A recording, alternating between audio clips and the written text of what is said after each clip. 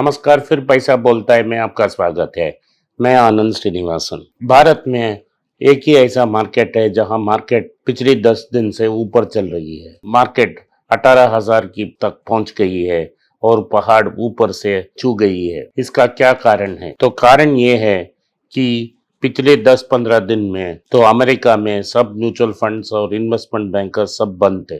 उस समय FII activity बहुत कम था और उन्होंने बेचा नहीं। जनवरी महीने में अभी तक सिर्फ 900 करोड़ रुपया एफआईआई ने खरीदा है, लेकिन वो बेचे नहीं, अभी बेचना शुरू नहीं किया है। डोमेस्टिक म्यूचुअल फंड्स और डोमेस्टिक इंस्टीट्यूशनल इन्वेस्टर्स जैसे इंश्योरेंस कंपनी और कॉर्पोरेट ट्रेजरी ने 3,600 करोड़ रुपया खरीदा है। इसमें बहुत सारे रिटेल के पैसा हैं। ये न्यूज आ रही है मार्केट में दिसंबर के महीने तक इक्विटी म्यूचुअल फंड्स की एसेट अंडर मैनेजमेंट लगभग 20 लाख करोड़ तक पहुंच गया है। इस 20 लाख करोड़ में सब रिटेल इन्वेस्टर्स की पैसा मार्केट में लगी रही है। इसी कारण जब मार्केट में एफआईआईस की कांस्टेंट सेल्स हो रही है नवंबर दिसंबर में, फिर भी मार्केट में इतना गिरावट नहीं आया। इसी कारण मार्केट 16,500 से वापस 18,000 की पड़ाव चढ़ गई है। लेकिन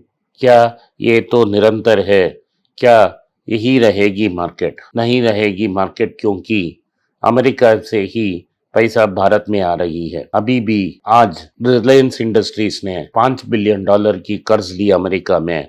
वो पैसा अंदर आने के कारण ये ही डॉलर ऊपर गई और रुपया 74 रुपया तक है। इन सब कारणों को देखते हुए ये हमको ये अनुमान लगा रहा था, लेकिन उसी टाइम डाउ जोन्स में कल 0.4% की कटौती हुई, नैस्डैक में कटौती हुई, S&P 100 में भी कटौती हुई। अमेरिका में लगातार मार्केट नीचे गिर रही है और उधर दूसरा मेजर भी रहते हैं, उसको हम ट्रेजरी यील्ड्स बोलते हैं। सो ट्रेजरी यील्ड्स है जो 10 साल के लिए अमेरिकन गवर्नमेंट कर्ज लेती है, वो तो 2 साल की हाई में पहुंच गई है। इंट्राडे मार्केट में कल US treasury rates 1.800 point interest 1.8% तक ऊपर चले गई। उसके बाद थोड़े गिरावट आकर 1.76 में क्लोज हुई है। ये 2 साल में सबसे ज्यादा है। अगर हम भारत में आके ध्यान दिए, स्टॉक मार्केट को बाहर छोड़ दें, गवर्नमेंट जो कर्ज लेती है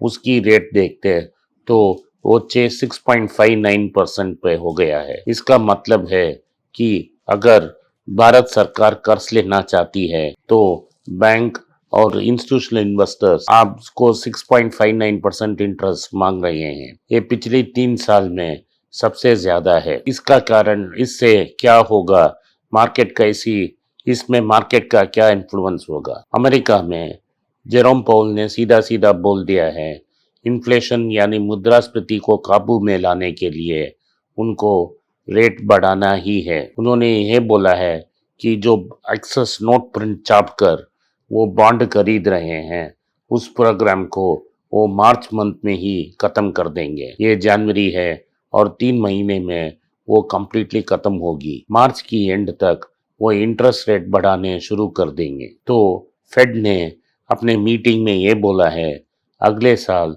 वो 3 टाइम मार्केट में इंटरेस्ट रेज करेगी, यानी कि जो रेट्स अमेरिका में आज 0 में है वो जाके 0.75 में एंड होगी। गोल्डमैन सैक्स ने एक रिपोर्ट में बोला है 0.75 नहीं, अमेरिका में 1% तक इंटरेस्ट ऊपर जा सकती है। तो अगर 0 से 1 तक इंटरेस्ट चली जाती है एक ही साल में, तो interest cost of money double हो जाती है। तो अगर हम एक्सपेक्ट कर सकते हैं कि जो यील्ड है वो 1.75 से 3.5 तक आ जाएगी। ऐसे समय में भारत और दूसरी जगह इमर्जिंग मार्केट में जो पैसा लगाया है वो पैसा भारत से और अदर इमर्जिंग मार्केट से बाहर जाके फिर अमेरिका के अंदर घुस जाएगी। इसलिए पैसा भारत में स्टॉक मार्केट का दम कम होगा और लेवल की गिरावट होने की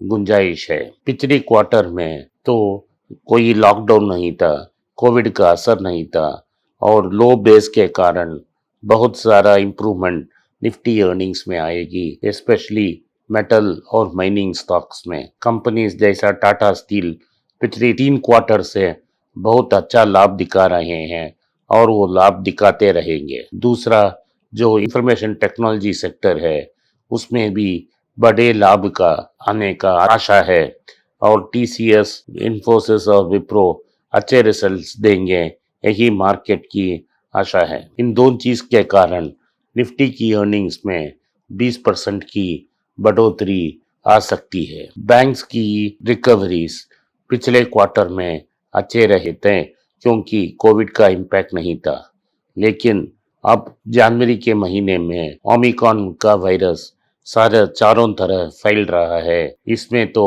बैंक्स का रिकवरी डेफिनेटली अफेक्ट होगा और एनपीए भी बढ़ेगा। दिसंबर के महीने में ही ये तो जरा सा क्लियर हो गया, असर दिखने लगा जब नया एनपीए रिकवरी के दुगने हो गए।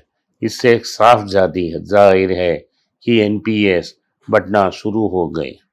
इन सब का नतीजा का रिजल्ट्स हमको ये मार्च क्वार्टर तक दिखेगा और अप्रैल में जब फेड का रेट बढ़ेगा, भारत से पैसा बाहर निकलेगा, उस टाइम इधर बड़ा करेक्शन होने का चांसेस ब्राइट है। दो वॉरेन बफेट का मेशर एक है वो market capitalisation to GDP ratio.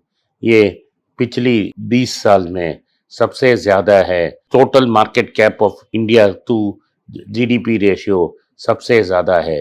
दूसरा है रॉबर्ट शिलर का मेजरमेंट। उस मेजरमेंट में साइक्लिकली एडजस्टेड पीई रेशियो को देखते हैं। सारा एशिया और इमर्जिंग मार्केट में केप रेशियो 12 में है, लेकिन भारत में 33 है।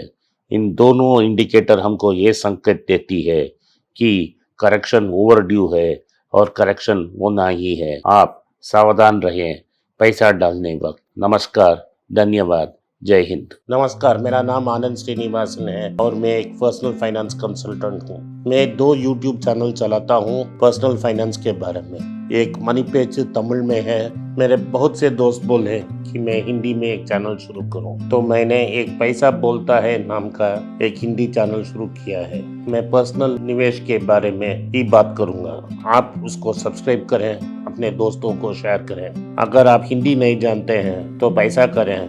जो आपके दोस्त हिंदी जानते हैं उनको सब्सक्राइब करने के लिए आग्रह करें। धन्यवाद, नमस्कार। निवेश का बारे में, शेयर मार्केट का बारे में हर दिन हम अपडेट करेंगे पैसा बोलता है हिंदी चैनल में। आप लाइक करिए, शेयर करिए, सब्सक्राइब करिए।